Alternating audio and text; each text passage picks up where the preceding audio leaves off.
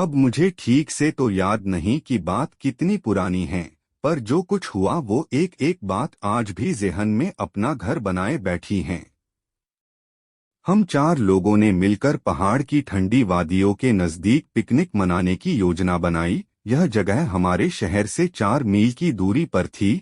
यह जगह हिमालय के नजदीक के जंगलों के पास थी, पहाड़ियों से भरी हुई जगह। सर्दियों की शुरुआत होने के कारण कम मात्रा में बर्फ पड़ रही थी। उस रात को चांद पूरा निकलने वाला था और हम जानते थे कि इससे वहां का दृश्य और भी सुंदर होगा। इस सफर में मैं, राजेश, मनोज और विकास शामिल थे। हम लोगों ने कुछ बियर्स और कुछ नशे की चीजें अपने साथ में ली थी ताकि हम पूरी रात एंजॉय कर सकें। तकरीबन रात के 10 बज रहे थे जब हम निकले। जिस जगह हम जा रहे थे वह एक मनोरंजन की जगह थी, जहां पर लोग मजे कर सकते थे, कैंप लगा सकते थे और वहां पर पास में एक छोटी सी नदी में नाव चला सकते थे। उस जगह जाने के लिए हमें मेन रोड को छोड़ना था। सब कुछ सही चल रहा था। चांद की रोशनी इतनी थी जिससे कि रोड और आसपास की चीजें साफ दिखाई दे रही थी। हमने एक जगह पर कार को पार्क किया। राजेश ने सिगरेट जलाई और मेरी ओर बढ़ा दी। हम दोनों आगे वाली सीट पर बैठे थे, मनोज और विकास पीछे वाली सीट पर बैठे हुए थे। जैसे ही मैं सिगरेट पीने वाला था कि तभी मैंने अपनी कार के सामने लगभग 20 मीटर की दूरी पर किसी चीज को हिलते हुए देखा। पहली बार देखने पर तो वो मुझे एक हिरण के जैसा लगा। मैं सीट में आराम से पसरकर बैठ गया, पर तभी मैंने उस चीज को अपनी कार के बाएं और आते हुए देखा। विकास भी यह जान चुका था कि कार के बाएं और कोई चीज तो है। वह बस पूछने ही वाला था कि क्या हो रहा है। तभी उसने उस चीज को गाड़ी के पीछे की ओर जाते हुए देखा। मुझे याद है कि मैंने मुश्किल से ही एक बार सिगरेट पी थी। विकास तो हम चारों में सबसे छोटा था। वो अभी 15 वर्ष का ही होगा। वो ना तो स्मोक करता है और ना ही कोई ड्रिंक करता है, और हमें इतना समय भी नहीं हुआ था कि हम यह काम कर सकते थे। हम सब चुपचाप बैठे हुए थे। हम दोनों ने कहा, क्या है वो? उन लोगों ने कहा, क्या? हम लोगों ने कहा कि बाहर कोई तो है। वो दोनों हंसने लगे, पर इसके बाद उन्होंने भी उस चीज को कार के दाएं ओर हिलते हुए देखा। उस समय मेरे रोंगटे खड़े हो गए और मुझे किसी अनहोनी के होने की आशंका हुई। वह फिर से हमारी कार के पास से गुजरा, पर पहले से काफी ज्यादा पास से। इस समय तक मैं चाहता था कि हम वहां से जल्द निकल चलें। हम सब पूरी तरह से डर चुके थे और हम जानना चाहते थे कि वह चीज क्या है। यह जो भी था एक बार फिर से हमारी कार के चक्कर लगाने लगा। जैसे ही यह हमारे कार के सामने आया, राजेश ने कार की हेडलाइट ऑन कर दी, पर जैसे ही लाइट उस जगह पर पड़ी, वहां पर कोई नहीं था। कुछ सेकंड पहले तक वह वहीं पर था। जब राजेश ने एक बार फिर से कार की हेडलाइट ऑन की, तो वह फिर से कार के बाएं ओर आ गया, पहले से भी बहुत ज्यादा पास में। हम नहीं जानते थे कि वह क्या था। इस समय तक विकास काफी ज्यादा डर चुका था और साथ में मैं भी। हम सभी राजेश पर चिल्लाए कि हम सबको यहाँ से निकालो। वह भी हमारी ही तरह डरा हुआ था। उसने गाड़ी को स्टार्ट किया और आगे जाने की बजाय वह गाड़ी को रिवर्स में ले गया ताकि हम पीछे होते हुए उस जगह से मेन रोड पर पहुंच सकें। हम किसी तरह से चलते फिसलते हुए ऊपर चढ़ते हुए मेन रोड पर आ पहुंचे। हमने सोचा कि अब सब कुछ ठीक है, पर तभी मैंने अपनी जिंदगी की सबसे डरावनी चीज का अनुभव किया, जिसे शायद ही मैंने पहले कभी महसूस किया हो। जैसे ही हम ऊपर चढ़े, हमने देखा कि कार की हेडलाइट की रोशनी जहां पर जाकर खत्म हो रही थी, उस जगह पर एक जानवर खड़ा था। वह उस जगह पर एक ऐसे आदमी की तरह खड़ा था जो पूरी तरह से बड़े बड़े बालों से ढका हुआ हो तथा बहुत ही डरावना हो। जब उस पर लाइट पड़ी तो वह मुड़ा। अब हम उसको पूरी तरह से देख पा रहे थे। वह मेरी ही आंखों में देख रहा था और कसम से उस समय मेरी दिल की धड़कन बस रुकने ही वाली थी। उसकी आंखों की जगह गहरे काले गड्ढे थे और उसकी आंखों में दहशत और पागलपन के सिवा और कुछ दिखाई नहीं दे रहा था। ऐसा बस कुछ सेकंड के लिए ही हुआ था कि तभी राजेश ने कार की स्पीड बढ़ाई। वह उसको कार से टक्कर मारना चाहता था, पर वो जानवर वहां से बड़ी ही तेजी से गायब हो गया, मानो जैसे वह पहले कभी वहां था ही नहीं। वो हेडलाइट की रोशनी से क्यों डरता था, यह तो मैं नहीं जानता, पर जितनी तेजी से हो सके हम उतनी तेजी से उस जगह से निकल गए। बाहर बहुत ठंड थी और ठंड के इस समय में बाहर न तो कोई आदमी होता है और न ही कोई दुकान खुली होती है, और दूसरी बात वह इलाका बिल्कुल सुनसान था और रात के इस समय में वहां मुश्किल से ही कोई गाड़ी दिखाई देती थी। हम नहीं जानते कि वो क्या था और वह कहां से आया था। खैर, जैसे तैसे हम अपने पिकनिक वाले स्थान पर पहुंच गए। हमने अपना कैंप लगाया और एंजॉय करने लगे। बियर की बोतल खोली और ठंडी रात में आग के आगे बैठकर बियर का मजा लेने लगे। विकास ने भी आज बियर की बोतल लेकर अपनी पहली बियर कुछ इस तरह पी जैसे वो अपने बड़े होने का सबूत दे रहा हो। हम मौज मस्ती करते रहे और बातें करते रहे। तभी दूर से कोई आता हुआ दिखाई दिया। हम घबरा गए, कहीं वो ही जानवर फिर से तो नहीं आ गया। हम ये सोचने लगे हुए थे, पर कुछ देर बाद हमें साफ साफ दिखने लगा वो हमारे काफी नजदीक आ चुका था। हमने देखा कि एक नौजवान ठंड में कांपते हुए हमारे नजदीक आ रहा था। उसने हमसे कहा कि मैं कुछ देर के लिए यहाँ आग के पास बैठ सकता हूँ, मुझे बहुत ठंड लग रही है। हमने उसे अपने पास बिठाया और पीने के लिए एक बियर की बोतल दी। उसने हमारा आग्रह स्वीकार किया और फिर हम बातें करने लगे। उसने बताया कि वो इसी तरह नई नई जगह पर जाता रहता है और पर्वतों तथा जंगलों में घूमकर नई नई जड़ी बूटियों की खोज करता रहता है। आज उसे यहाँ ज्यादा देर हो गई, ठंड भी बढ़ चुकी थी और मैं साथियों से भी बिछड़ चुका हूँ। अगर मैं थोड़ी देर में वापस नहीं लौटा तो वो मुझे जरूर ढूंढने आएंगे। तब तक मैं आप लोगों के साथ समय बिता लेता हूँ। हमने कहा, क्यों नहीं, हमें भी एक नए व्यक्ति की बातें सुनने को मिलेगी। कब से चारों की बातें सुन सुनकर परेशान हो चुके थे।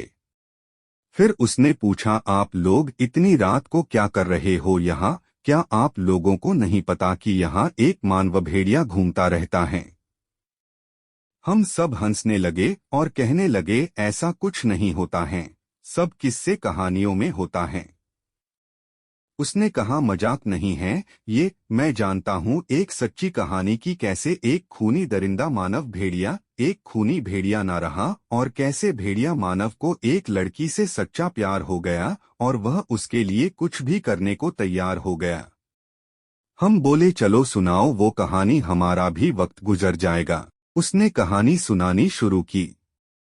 मेरी यह कहानी है एक भेड़िया की जो अपने अस्तित्व के लिए लड़ रहा है। वह कभी जीतता है तो कभी हारता है, लेकिन कभी हिम्मत नहीं छोड़ता है। यह भेड़िया मनुष्यों की तरह जीवन व्यतीत करता है क्योंकि यह मनुष्य का भी रूप ले सकता है। लेकिन सच में यह पहले ऐसा नहीं था। उसे तो ऐसा एक घटना ने ऐसा कर दिया जो मैं आपको बताने जा रहा हूँ। बहुत समय पहले की बात है कि लकड़हारा था। वह जंगल में जाकर लकड़ियां लाता था और अपना खाना बनाता था। एक बार उसे जंगल में रात हो गई। वह डरने लगा कि कहीं कोई जंगली जानवर उसे काट ना ले। वह हिम्मत करके अपना काम करता रहा, लेकिन एक भेड़िया उसे बहुत दूर से घूर रहा था। वह उसका मांस खाना चाहता था। जब लकड़हारा जाने लगा तो भेड़िया ने पीछे से उस पर हमला कर दिया। लकड़हारा पहले ही सतर्क हो गया था क्योंकि उसने भी भेड़िया को देख लिया था। उसने बचने की कोशिश की लेकिन वह नहीं बच पाया। भेड़िया ने उसकी गर्दन पर घाव कर दिया। फिर भी उसने हिम्मत दिखाई और वहां से बचकर भाग गया। घर जाकर उसने दवाई ली और कुछ दिनों में वह बिल्कुल ठीक हो गया। वह फिर से अपनी दिनचर्या में लग गया। लेकिन वह भयानक रात आ ही गई जो सब कुछ बदलने वाली थी। वह रात पूर्णिमा की रात थी। सुबह से ही उस लकड़हारे का मन किसी काम में नहीं लग रहा था। उसे आभास हो गया था कि अब कुछ घटित होने वाला है। जब रात्रि के 12 बजे तब उसका शरीर बिल्कुल सुन्न पड़ गया। उसके शरीर का आकार बढ़ने लगा और देखते ही देखते वह एक विशालकाय भेड़िया बन गया। पूरे शरीर पर बाल उगाए, हाथ पांव भयानक नुकीले नाखूनों से भर आए आंखें हरी रंग की बन गई, दांत भयंकर मांसाहारी जानवर की तरह बन गए। वह पूरी तरीके से मानव भेड़िया में बदल चुका था। अब वह शहर की तरफ भागा। उसने सबसे पहले एक नौजवान को अपना शिकार बनाया जो सड़क पर जा रहा था। फिर वह जंगल में चला गया। अब हर रात वह भेड़िया बनने लगा। उसे भी इसमें मजा आने लगा और वह शिकार करने लगा। धीरे धीरे पूरे शहर में दहशत फैल गई और सभी लोग घर में छिपकर रहने लगे। सभी ने रात में घूमना बंद कर दिया। ये सिलसिला ऐसे ही चलता रहा। एक रात को एक बहुत ही सुंदर लड़की अपने घर की बालकनी में खड़ी हुई पूर्णिमा के चांद को निहार रही थी और अपने ख्यालों में गुम कुछ सोच रही थी। तभी उसको ये आभास हुआ कि जैसे कोई उसे छुपकर देख रहा है। वो पीछे मुड़कर देखने ही वाली थी कि उसकी माँ ने अंदर से आवाज दी, रोहिणी अंदर आ जाओ, खाना नहीं खाना है क्या? वह तुरंत भाग के अंदर चली गई और खाना खाकर सो गई। कुछ देर बाद उसे सोते हुए एक सपना आया। सपने में उसने देखा कि वह अपने घर के पास वाले एक जंगल में और वह जंगल में टहल रही हैं। आगे उसे दिखा कि कहीं दूर एक पेड़ के पास कुछ अजीब सी आवाज आ रही हैं। उसने ध्यान से देखा तो उसे वहां एक जानवर की पूंछ दिखाई दे रही थी। वह समझ नहीं पा रही थी कि यह किस जानवर की है। शायद किसी कुत्ते की या भेड़िए की, उसे कुछ समझ नहीं आ रहा था। अजीब अजीब सी आवाजें भी सुनाई दे रही थी। वह उस पेड़ के नजदीक गई और उसने देखा वहां पर एक सुंदर युवक हरे रंग की आंखों वाला उसके सामने खड़ा है। वह उसे देखकर चौंक गई और पूछने लगी कि तुम इस जंगल में क्या कर रहे हो, कहाँ रहते हो? वह नौजवान कुछ जवाब दे पाता इससे पहले ही घड़ी ने अलार्म की आवाज बजानी शुरू कर दी और रोहिणी की नींद टूट गई। उसने घड़ी में समय देखा और उठकर जल्दी जल्दी कॉलेज के लिए तैयार हो गई। जब वह कॉलेज पहुंची तो वहां पर एक दो अध्यापक के अलावा अन्य कोई अध्यापक मौजूद नहीं था, इसलिए उसके सभी क्लासेस खाली ही जा रही थी। तो वह पार्क में एक बेंच पर अकेली बैठकर रात वाले सपने के बारे में सोचने लगे। तभी उसे एहसास हुआ कि जैसे कोई उसके पास आकर खड़ा हो गया है। उसने अपना सिर ऊपर करके देखा तो वह अचंभित रह गई। उसके सामने वही हरी आंख वाला लड़का खड़ा था जिसको उसने सपने में देखा था। लड़की ने उससे पूछा कि तुम कौन हो, यहाँ क्या कर रहे हो? लड़के ने जवाब दिया कि मेरा नाम आकाश है, मैं इस शहर में नया आया हूँ, आज ही इस कॉलेज में एडमिशन लिया है, मेरा कोई दोस्त नहीं है। तुम्हें यहाँ अकेले बैठा देखा तो सोचा कि तुमसे बातें कर लूं। फिर रोहिणी ने पूछा तुम कौन सी कक्षा में पढ़ते हो? आकाश ने जवाब दिया कि मैं भी फर्स्ट ईयर का छात्र हूँ। रोहिणी झट से बोली, अरे मैं भी तो उसी क्लास में पढ़ती हूँ। फिर दोनों बातें करते रहे और कॉलेज की छुट्टी के बाद दोनों अपने अपने घर चले गए। अब वह दोनों रोज कॉलेज में मिलते और रोज बातें करते। यह सिलसिला काफी दिनों तक ऐसे ही चलता रहा। धीरे धीरे दोनों एक दूसरे के काफी नजदीक आ चुके थे। अब दोनों एक दूसरे को बहुत प्यार करने लगे थे। एक दिन रोहिणी अपने घर पर अकेली बैठी हुई बोर हो रही थी। उसने सोचा क्यों ना थोड़ी देर बाहर जंगल की ओर घूमकर आ जाऊं और वह जंगल की ओर घूमने निकल गई। थोड़ी दूर आगे चलकर उसने देखा कि कोई उसे काफी देर से टकटकी बांधे हुए देखे जा रहा है। उसे लगा कि जैसे कोई भेड़िया उसे घूर रहा है और उस पर हमला करने वाला है, परंतु वह भेड़िया सिर्फ उसे देखे जा रहा था और अपनी जगह से हिल भी नहीं रहा था। रोहिणी कुछ समझ नहीं पाई और वो काफी डर चुकी थी। डर के मारे उसकी कपकपी छूटने लगी थी और वह भागते भागते अपने घर पहुंची। डरी सहमी सी वह अपने बिस्तर में जाकर लेट गई। थोड़ी देर बाद उसकी माँ ने उसको आवाज लगाई, परंतु रोहिणी अभी भी डर से कांप रही थी। जब माँ को रोहिणी का कोई भी उत्तर नहीं मिला तो माँ उसके कमरे में गई और उससे पूछा कि क्या हुआ बेटा? माँ देख चुकी थी कि वह डरी हुई है। रोहिणी माँ के गले लगी और जोर जोर से रोने लगी। रोते रोते उसने बताया कि माँ, हमारे पास वाले जंगल में बहुत ही भयानक भेड़िया है, बड़ी मुश्किल से अपनी जान बचाकर आई हूँ आज। माँ ने बोला तू घबरा मत, मैं अभी वन विभाग को फोन करके भेड़िए के बारे में बताती हूँ। वो उसको पकड़कर ले जाएंगे या इसे कहीं और घने जंगल में दूर छोड़ आएंगे। फिर रोहिणी आंखें बंद करके सो गई। कुछ देर बाद माँ रोहिणी को जगाने आई। उठ जा बेटा, देख तेरा कोई कॉलेज वाला दोस्त मिलने आया है। रोहिणी ने बाहर आकर देखा तो सामने उसके आकाश खड़ा था। आकाश में उससे से कहा, चलो आओ आज हम कहीं बाहर घूमने चलते हैं। रोहिणी ने कुछ पल सोचा और सोचा, चलो आकाश के साथ घूम कर आती हूँ, शायद मेरा मन हल्का हो जाए और मेरा मूड भी ठीक हो जाए। फिर वह दोनों बाहर चले गए। चलते चलते रोहिणी ने आकाश से पूछा कि हम कहाँ जा रहे हैं।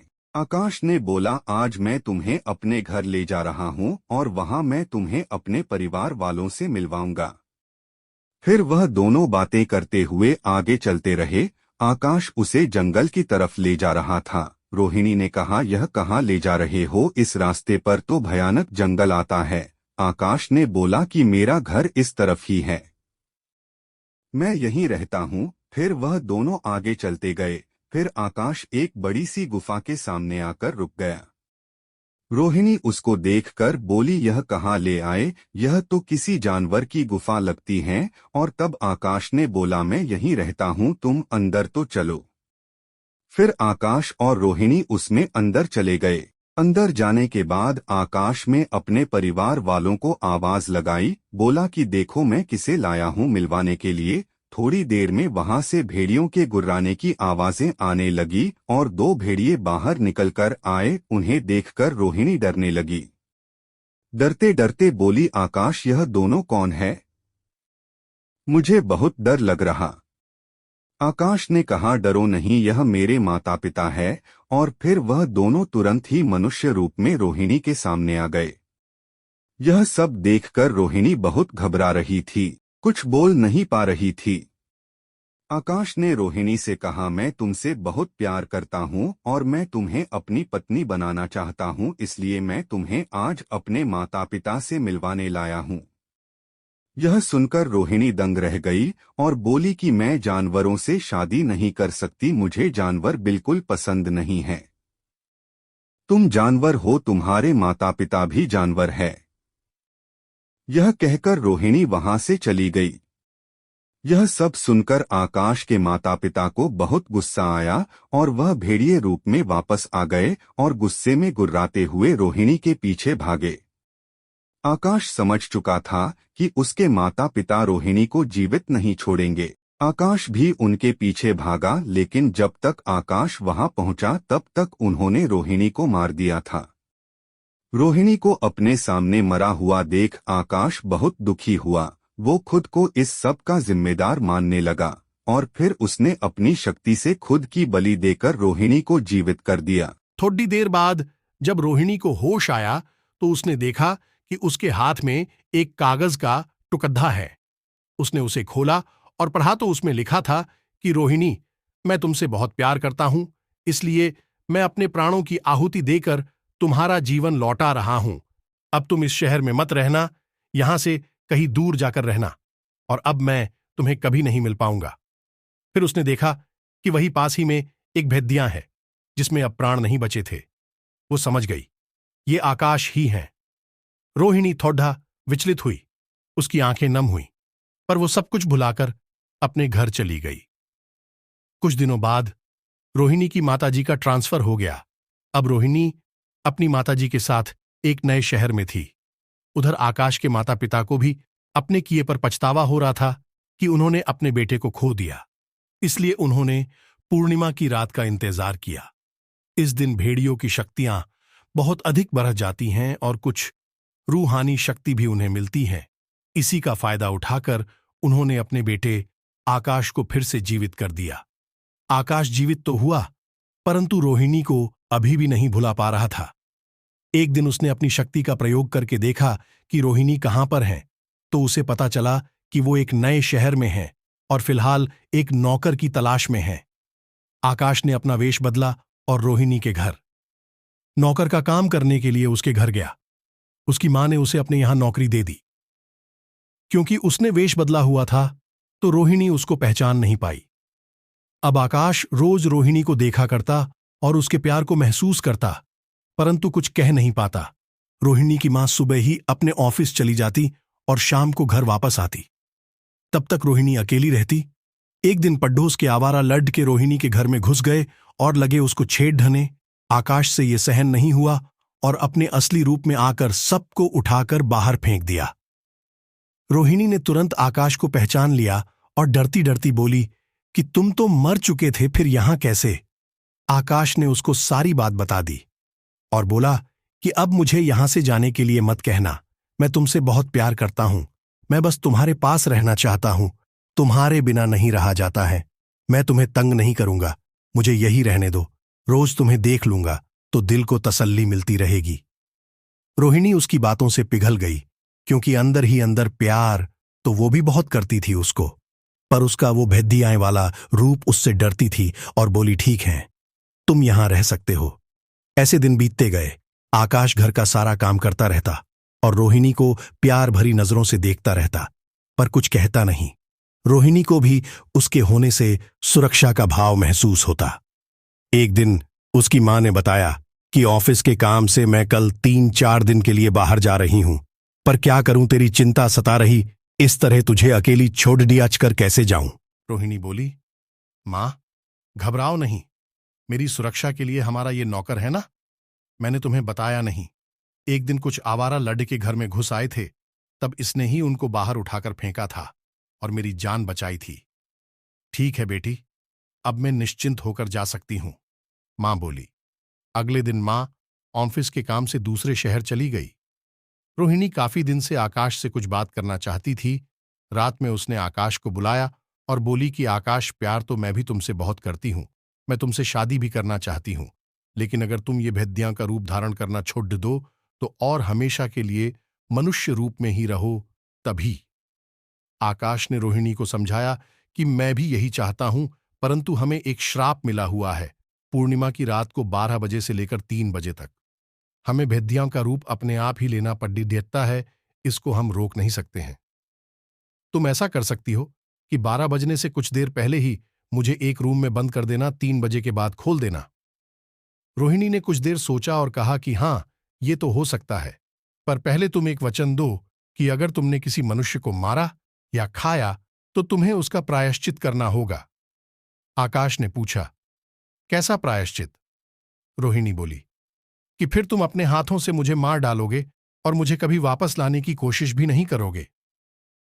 आकाश कुछ पल के लिए सहम सा गया और उसने रोहिणी को वचन दे दिया, ये जानते हुए कि उस पर जो श्राप है वो उससे बच नहीं सकता और एक छोटी सी भूल उसे रोहिणी का हत्यारा बना देगी। कुछ देर बाद आकाश में धीरे धीरे परिवर्तन शुरू हो गए। उसके शरीर पर बाल आने लग गए। उसने रोहिणी को कहा कि मुझे तुरंत कमरे में बंद कर दो। रोहिणी समझ गई कि आज तो पूर्णिमा की रात है और 12 बजने में कुछ मिनट शेष है। उसने तुरंत ही आकाश को एक कमरे में बंद कर दिया। कुछ ही देर में दरवाजे की घंटी बजती है। रोहिणी सोचती हैं कि रात के 12 बजे कौन हो सकता है। वो दरवाजा खोलती हैं तो देखती हैं कि वही उस दिन वाले आवारा लड्डी डेचके हैं। वो रोहिणी को धक्का देते हुए घर में घुस जाते हैं और कहते हैं कि तुम अपने आप को बहुत खूबसूरत समझती हो ना, पर अब तुम खूबसूरत नहीं रहोगी, और उसको जमीन पर पटककर बालों से घसीटते हैं, लातों से वार करने लगते हैं। रोहिणी मदद के लिए चिल्लाने लगती है। आकाश कमरे में ये सब सुन रहा होता है और गुस्से में और भी खूंखार हो चुका होता है। वो बाहर आना चाहता है, पर रोहिणी को दिया वचन उसको रोक रहा है। बहुत रोकने के बाद भी वो खुद को रोक नहीं पाता और दरवाजा तो ढाकर बाहर आ जाता है। रोहिणी लहूलुहान फर्श पर पड़ी हुई है। आकाश रोहिणी के सामने जाकर हाथ जो ढकर उससे अपने वचन को वापस लेने की विनती करता है, परंतु तब तक रोहिणी बेहोशी में अपनी आंखें बंद कर चुकी होती हैं। रोहिणी की आंखें बंद देख आकाश बहुत ही भयंकर तरह से गर्जना करता है और उन लड्ढकों पर टूट पड़ जाता है, और थोड़ी ही देर में वो सबको टुकड़े टुकड़े करके मार डालता है। अब उसे लगता है कि उसने रोहिणी को दिया वचन तोड़ दिया है, अब उसको प्रायश्चित करना होगा। लेकिन वो अभी रोहिणी के पास नहीं जाना चाहता है, क्योंकि वो भेद्या मानव के रूप में है और यह रूप रोहिणी को भी नुकसान पहुंचा सकता है। लेकिन तब तक रोहिणी होश में आ जाती है। वह आकाश को समझाती हैं, पर आकाश को। रोहिणी का वचन तोड़ने का बहुत गहरा आघात लग चुका था। उसे लगता है कि वो रोहिणी को दिए वचन को निभा नहीं पाया। उसने अपने प्यार का भरोसा तो ढह दिया है। रोहिणी उसे समझाने का प्रयास करती हैं। वो कहती हैं कि इसमें तुम्हारी कोई गलती नहीं है। वो कुछ नहीं समझता, जोर जोर से रोने लगता है और प्रायश्चित करने के लिए अपने ही हाथों से रोहिणी को मार डालता है और फिर बहुत ही भयंकर रूप से चांद को देखकर रोने लगता है। उसकी आवाज सुनकर सभी जानवर रोने लगते हैं। पूरा शहर उसकी गर्जना से थर्राने लगता है और फिर वो कहीं दूर जंगल में चला जाता है और फिर कभी किसी को नजर नहीं आता है। कहते हैं कि वो अभी भी रोहिणी की यादों में भटक रहा है और अब भी खुद को ही दोषी मानता है। पूर्णिमा की रात को वो खुद को कैद कर लेता है। अब उसने मनुष्य का भक्षण छोड़ दिया है और इतनी कहानी सुनाने के बाद वह व्यक्ति रुक जाता है, चांद की ओर देखता है और कहता है कि रात बहुत हो चुकी है, शायद मेरे साथी मुझे ढूंढ रहे होंगे, मुझे चलना होगा। फिर मैंने घड़ी टेढ़ी की ओर देखा। 12 बजने में कुछ ही मिनट बाकी थे, आधी रात होने वाली थी। इसलिए मैंने उससे कहा, हमारे साथ यहीं रुक जाओ, सुबह चले जाना। वो हमें देखकर मुस्कुराया और अपनी हरी होती हुई आंखों से हमारी ओर देखते देखते जोरदार छलांग लगाकर वहां से गायब हो गया। और उसके इस तरह जाते ही मेरे दिमाग में केवल एक ही शब्द याद आता है, मानव भेड़िया, वेयरवुल्फ। उस जगह पर बहुत सी ऐसी ही मानव भेड़िए को देखे जाने वाली घटनाएं हुई हैं और सच बताऊं तो अब मैं उस जगह पर कभी नहीं जाना चाहता हूं।